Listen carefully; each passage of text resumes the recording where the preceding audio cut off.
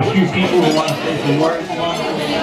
So can we have the best man, Paul Clark? Step on up here.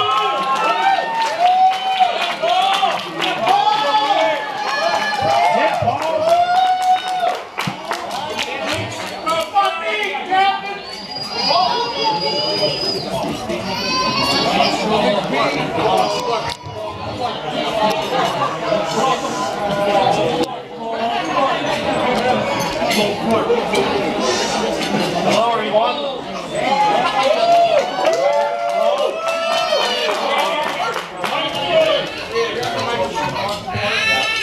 Hi, my name is Paul, and on behalf of Matt and Helena, I'd like to thank everyone for attending tonight.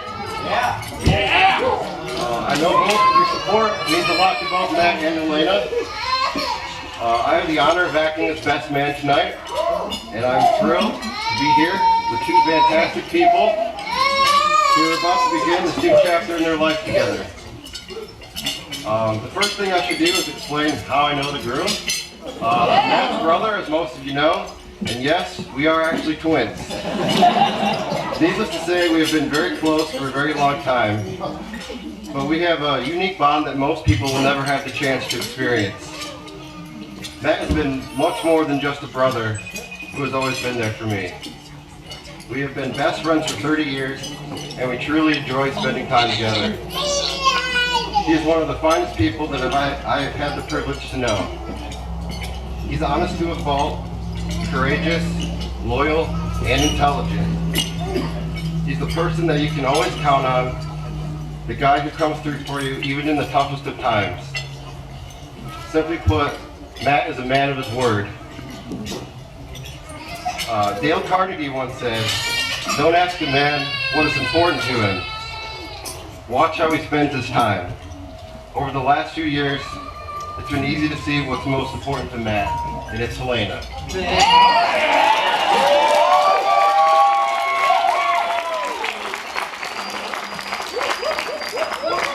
Ever since I've met, she's made Matt a happy man. A man with a new focus, a man with a new appreciation for love and life. I can honestly say that you two are perfect for each other. Yeah! Yeah. Helena, you're his perfect bride. You make his smile brighter and his confidence shine. You bring out the best of him every day. Now as a team, you will embark a new adventure together as a man and wife. Now I'd like to propose a toast to the bride and groom. Happy anniversary! Helena, to a lifetime of love and happiness. Congratulations.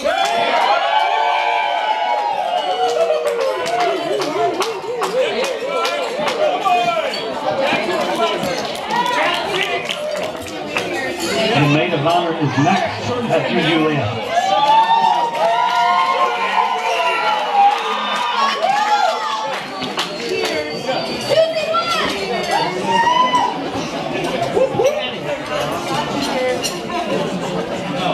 No pressure, Julia, no pressure. Wonio got it! Hello. For those of you who don't know me, I'm Helena's sister, Julia. Yeah! I want to thank all of you for coming to celebrate Helena and Matt tonight. I know a lot of you traveled a long way to be here. Thank you to Matt's family for all their help and for hosting a wonderful dinner last night.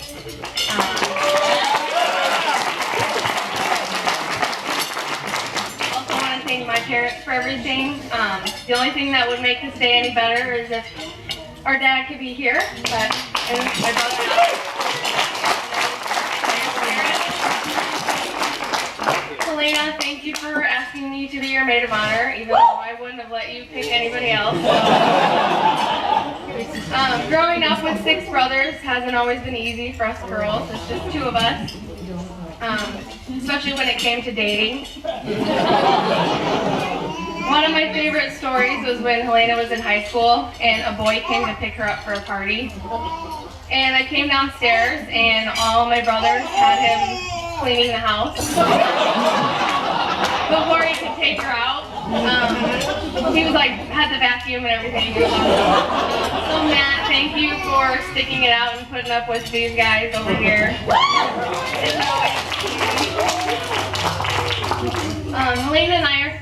apart, and we really became close when I was entering my teenage years. I look up to her so much. She's been there for me through all my big moments in life. Our religion has always been important to us, and I chose her as my confirmation sponsor in 8th grade. I remember when I started high school, she drew me like a map to all my classes so I wouldn't get lost.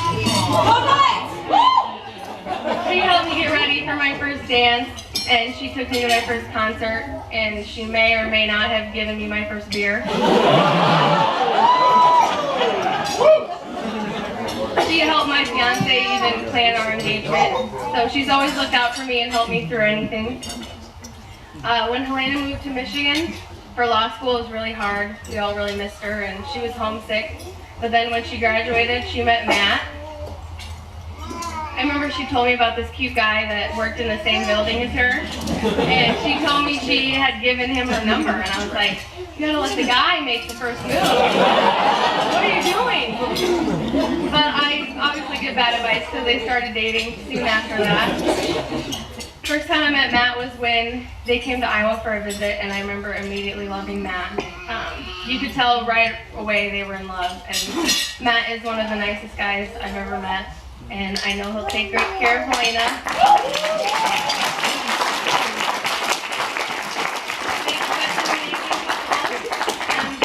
They found each other. I want to wish them the best of luck, even though I don't think they'll need it.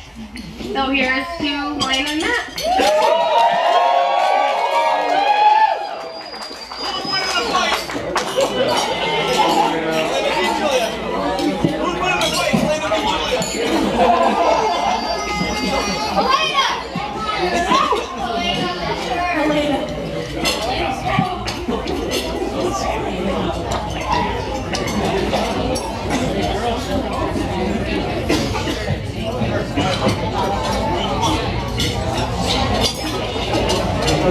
And now Helena's brother Kurt will be sharing a few words also.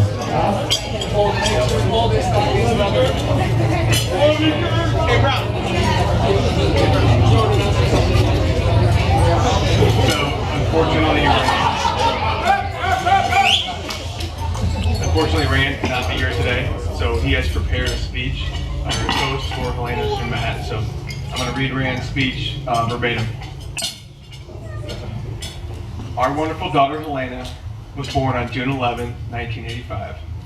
At the time of Helena's birth, her mother and I had already welcomed 5 boys.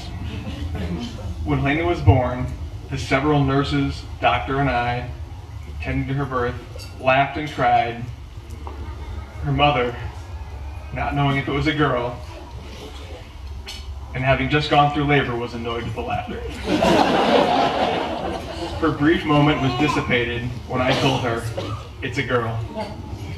She joined in the joy, and the joy of having a girl has not stopped. Well, at least until the next boy was born. I recall everyone being so thrilled with finally having a girl. I returned to my office, and it was full of pink balloons. As a young girl, Helena was very happy. This was, of course, in spite of having 5 brothers. She soon proved that she was as strong as anyone in the house, a true force to be reckoned with. Moreover, she developed a few defense mechanisms of her own. My least favorite being her famous high-pitched shriek. Although this effectively stalled her brothers, it drew the ire of her father. Helena learned another way to handle her brothers, through their stomachs. At a young age, Helena became well versed with baking. As I specifically remember, her brothers would devour her brownies in short order. Matt, the lesson is, if you want brownies, become a nuisance.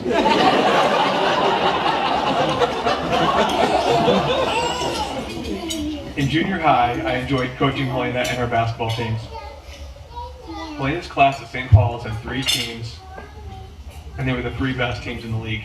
Helena was a fierce defender and contributed to 3 championships. At the same time, I was prohibited from training Helena in other outdoor activities. an infamous story in the Wonio house has me teaching Helena how to mow the lawn, only to have Jean sprint out of the house and demand that the boys perform such duty. Be warned, Matt, the yard work is your province, and a losing confrontation with Helena's mother shall be your prize, so you look to incorporate her. Then Helena started high school.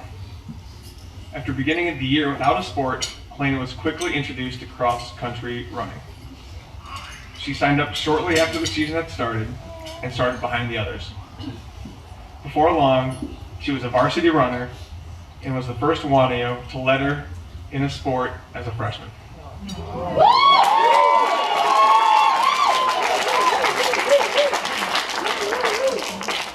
The Wonio boys used to affectionately refer to her as our little Kenyan.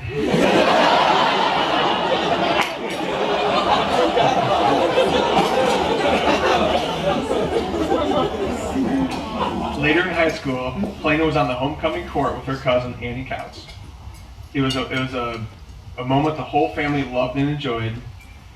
Her grandpa Couts used to tell the Wonio boys that Helena was the best thing that happened to this group. He wasn't wrong. Helena attended St. Ambrose University after high school, earning a history degree with a minor in art. Helena wasn't ready for law school after St. Ambrose, so she took on the experience of becoming a restaurant manager. As you've heard, the customer is always right. Well, that theory was tested many, many times. Helena learned the virtue of patience by dealing with all different kinds of people. Having had her fill of learning patience, Helena went to law school. She worked a variety of legal jobs while in law school, clerked for a judge, and built an impressive resume. I recall thinking how memorable it was that Helena had built so many good relationships with the judges and other lawyers she worked for. This impressive, smart, hardworking, infectious personality they described is my daughter in a nutshell. One fall, Helena brought home a man for Thanksgiving. This, of course, meant being involved in the annual Thanksgiving football game that the Wonios play with other families and friends. Matt appeared to be a nice person, but hardly prepared for what the football game entailed. It is a half unfriendly exhibition, to say the least, with Thanksgiving dinner riding on a Wonio family win. Soon, my sons began calling him Gary and a variety of other names. This is all part of the test to survive the cut for my daughter Helena. Gary, Matt, has handled it perfectly because he loves Helena. One morning when Matt and Helena were in Davenport, as I was reading my newspaper in my man room, Matt appeared in the doorway and asked for my permission to propose to my daughter. Although Matt had a full presentation to make, he could have stopped at one sentence. I very much appreciated the respect of asking for my daughter's hand in marriage. Matt is a terrific young man, and I am very pleased he chose my daughter to love and spend the rest of his life with. Jean and I love them and know they will have a long, successful marriage. To Helena, I'm sorry I cannot be here. Just cannot be with you at your wedding. God simply has other plans for me. My daughter, you share so many of the wonderful things I love about your mother. You are a fierce and loyal protector of your family. You have an unmatched passion to fight for what is right, even when it's not the most popular. You are smart and creative, with a love for art. And last but not least, you are beautiful. Any man would be lucky to have you. You will make a wonderful wife and mother. I admire you. I believe in you. I always will. It is an honor to have you call me Dad. And I love you. And we love you and miss you, Dad. So on that happy note, can you raise my glass? And wish Matt and Helena a long, successful marriage. Thank you.